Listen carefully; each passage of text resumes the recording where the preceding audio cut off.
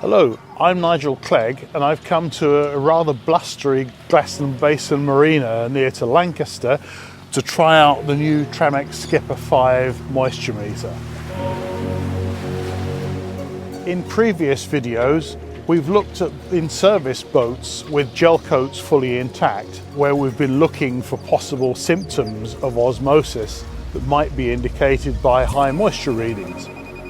Here we have a boat that was treated many years ago and has come into the yard to have fresh epoxy coatings applied. The hull here has been grip blasted to remove the previous coatings, and this has provided an almost perfect surface profile. Regular freshwater washing helps in the removal of any residual glycol which would have been responsible for blistering in the first place. It also encourages drying, and it helps to encourage adhesion of paint coatings when they're applied. I'd now like to introduce the new Tramex SKIPPER 5 moisture meter. This is the 5th generation of SKIPPER meter, the first of which was launched back in 1987, and there's been quite a lot of changes inside and out during that time. The main feature of any moisture meter is the arrangement of the electrodes on the rear of the instrument. And the SKIPPER meters have always used a pair of widely spaced electrodes. This is useful because it gives a very good depth of field. We can find moisture 10 or 15 millimeters into the layup without any difficulty. But it's much less sensitive to moisture on or near the surface, which instruments with narrower electrode spacing tend to pick up better. So the new SKIPPER 5 has a unique array of 3 electrodes. So we have the 2 main electrodes and a smaller third electrode here to pick up on shallow moisture. If we move around to the front of the instrument, we have a choice of 3 settings. We've got the traditional hardwood setting, and then we've got GRP and also a shallow mode. Most excitingly of all, we've also got Bluetooth connectivity. Using a connected Android or iOS device, we can mirror the readings on the device and the instrument. And this is particularly useful when we're trying to take readings in areas that are difficult to reach or difficult to see. And using this system, we can also record readings. We can take photographs with readings on, and they can be geo-tagged so that we know exactly where and when the readings were taken. There's also a handy extension handle available for the SKIPPER 5, which means that we can easily and safely take readings from surfaces which are much too high to reach by hand unless a ladder is used. The meter readings are mirrored safely on the connected Bluetooth device.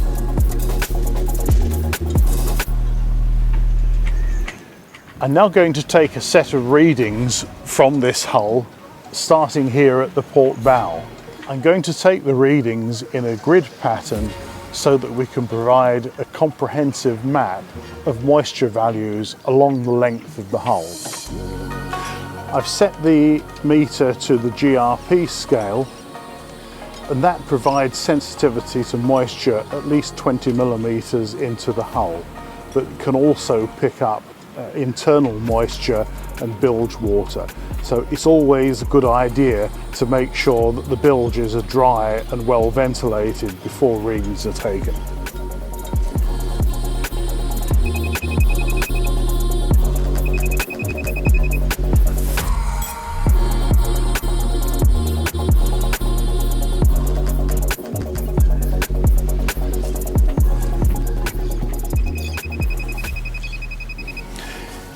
If we come across an area where the readings seem unusually high, we can easily switch the meter to the shallow mode and take the reading again. You see here the reading is actually much lower, which indicates that the moisture is quite deep rather than on or near the surface.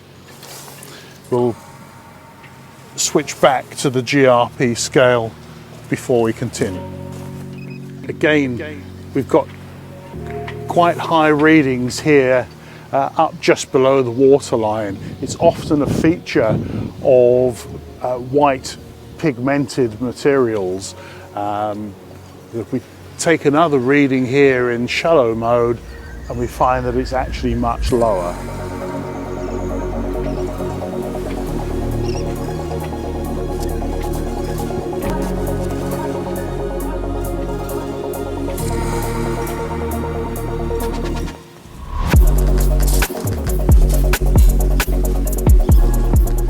When we get down here to the turn of bilge, it's often difficult to see the moisture meter readings directly. So using the Bluetooth connection to a device, we can easily see the readings without having to get underneath the instrument. If necessary, we can also use the hold feature using the button here so that we can record the readings that way. And of course we can always take a screenshot from the phone if necessary. We have a surface here which is wet with rainwater that's run down off of the deck. And surprisingly, the readings aren't as high as we might expect. And the reason for that is that fresh rainwater is actually quite pure, and so it has very little electrical conductivity.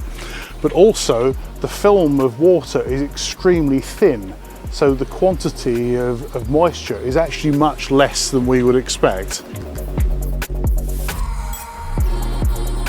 It's quite normal to come across areas on boats where moisture readings are a bit higher than we would expect. Usually there'll be a good reason for this.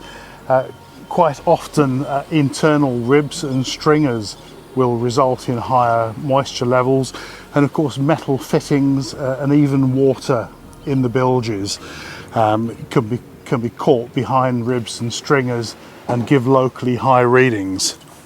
It's the general overall trend that we're most interested in.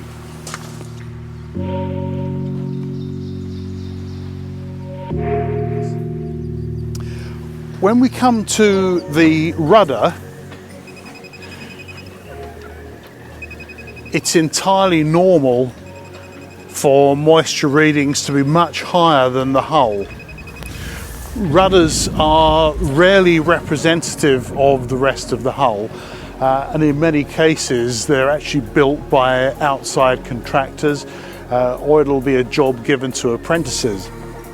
But the key thing is that unlike a hull which is ventilated inside, a rudder is sealed. So any moisture that finds its way into the rudder has no way out. And that is why rudders invariably show much higher moisture readings than the hull, and also why rudders are so much more prone to osmotic problems than GRP hulls themselves.